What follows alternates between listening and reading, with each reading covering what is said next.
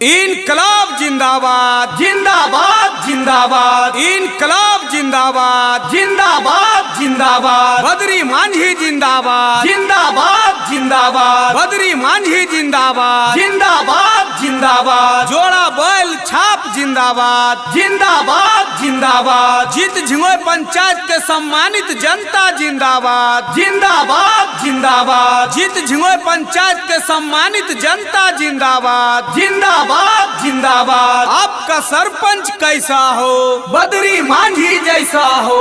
आपका सरपंच कैसा हो, बद्री मांझी जैसा हो। जोड़ा बैल छाप जिंदाबाद जिंदाबाद जिंदाबाद। जोड़ा बैल छाप जिंदाबाद जिंदाबाद जिंदाबाद। बद्री मांझी जिंदाबाद जिंदाबाद जिंदाबाद।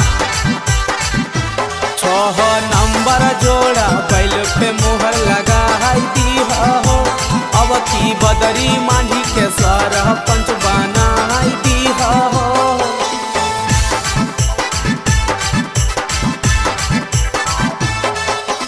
सुनो हो चाचा सुनो हो चाची बतिया नहीं भूलई हो।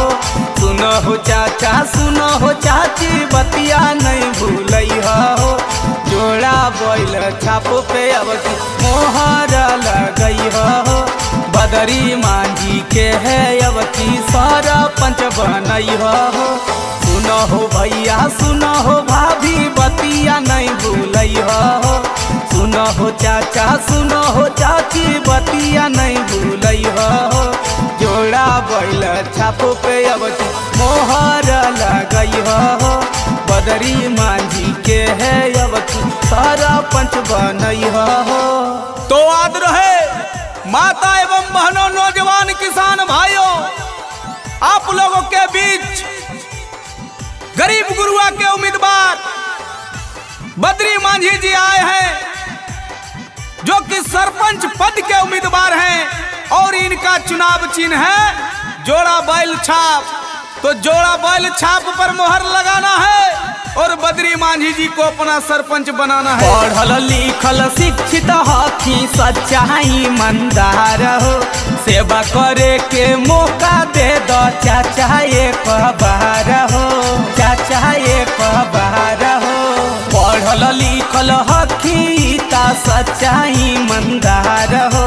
सेवा करे के मौका दे दो चाची एक बार हो। के करो झांसा में ना आई के भुलाई जई हो। जीत झिंगो पंचायत के सरपंच बनाई दी हो। 6 नंबर जोड़ा बैल पे मोहर लगाई दी हो। अब की बद्री मांझी के सरपंच बनाई दी हो।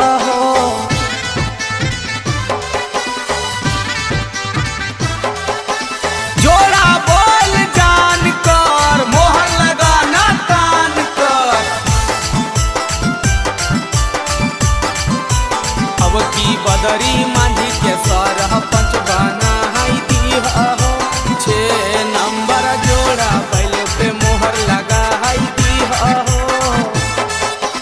सबके हक अधिकार दियावे में करो हकी सहायता। इनाका से निमन नहीं है एको गो गरीब के नेता। एको गो गरीब के नेता। सबके हक अधिकार दियावे में करो हकी सहायता। इनाका से बढ़िया एको गो गरीब के नहीं है नेता। जोड़ा बैल छाप पे मोहर लगाई दी हो। कहे मिथल रंगीला नहीं भुलाई जई हो।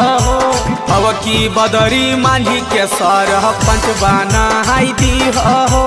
6 नंबर जोड़ा बैल पे मोहर लगाई दी हो।